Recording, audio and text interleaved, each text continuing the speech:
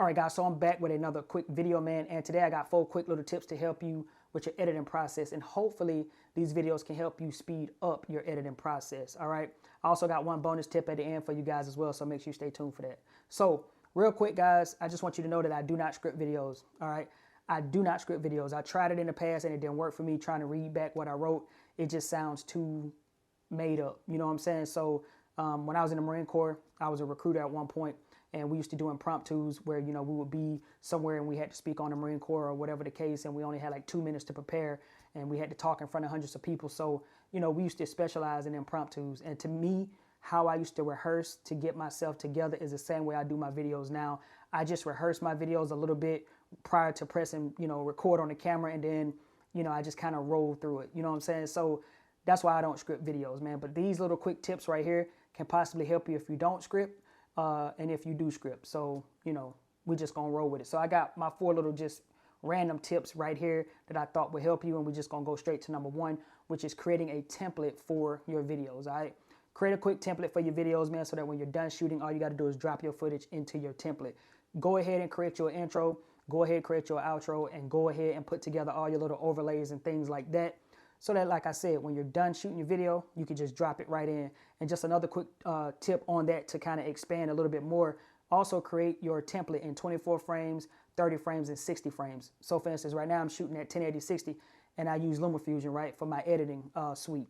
And typically when I'm done shooting a video, if I'm shooting in 24, 30, or 60, I already have templates for that. So I'm just gonna drop this 60 frames per second is 1080/60 already in a template that I already have created. So it just makes it that much more easier for you. All right, so moving on to number 2 is using SSD drives. All right, you want to use SSD drives because you can move footage back and forth really, really fast. And on top of that, if you're going to edit off of an SSD drive, it's going to make the editing process that much more smoother and quicker. You won't have any hiccups and so forth. Now, don't get it confused. I love my hard drives, but typically what I use these for nowadays is to just bag up the SSD drive. So when I'm done editing a video and it's all rendered down or whatever the case, and it's already uploaded to YouTube or whatever, I then take that video and I put it on here, and this is like the big library for the channel. So every single video that we've ever created on this channel is on this actual hard drive right here, and this is the one that I edit off of and so forth. All right, so that's quick tip number 2. Use SSD drives.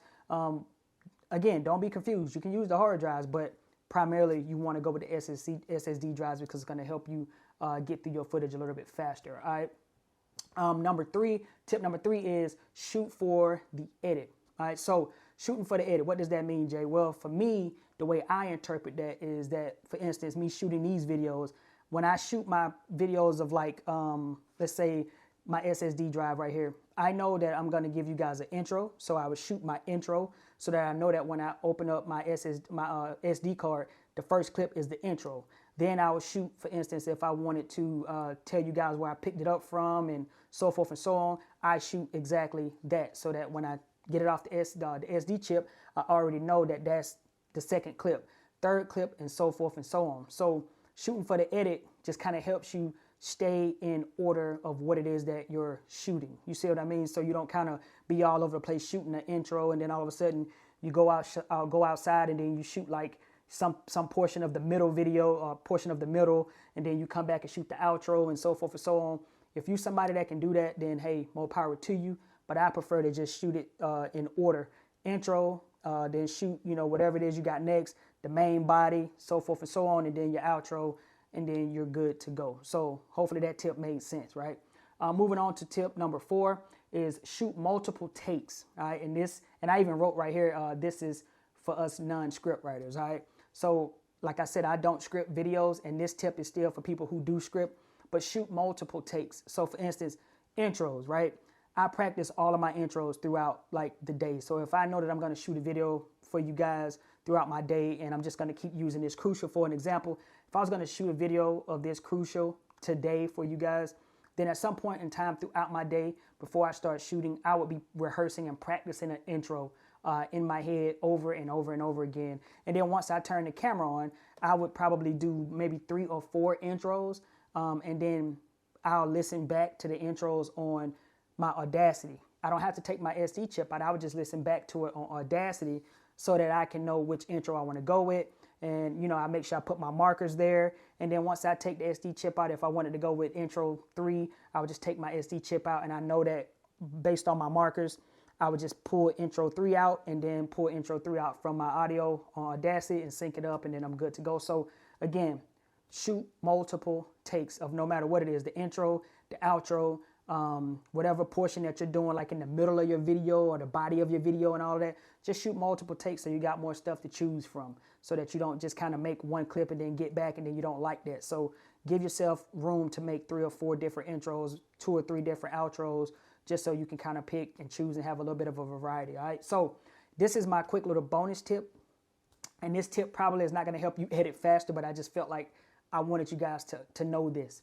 And my bonus tip is never delete your completed video. All right, never delete your completed video. You always want to bag up your videos to something, because you can always go back and reference those videos. You can always go back and pull things out of those videos for B-roll if you like B-roll. I'm not like a super huge fan of B-roll, but I will do it every now and then. But you can easily pull B-roll, like if I needed to go back and look at some techno headphones or something that I did a long time ago, I can go and pull that stuff up and use that for reference in another video. So never, ever delete your videos once they're rendered down. You can delete all the clips, you know, once those are done, but, you know, once the video is completely rendered down and you saved it on your, you know, hard drive or your SSD drive, just keep it, so that way you can always go back and reference it. So anyway, I just had those couple of quick tips on my mind, and it was just something on me to share that with you guys. And hopefully I've helped you guys out, man. And if you found it helpful, don't forget to like, comment, and subscribe, man.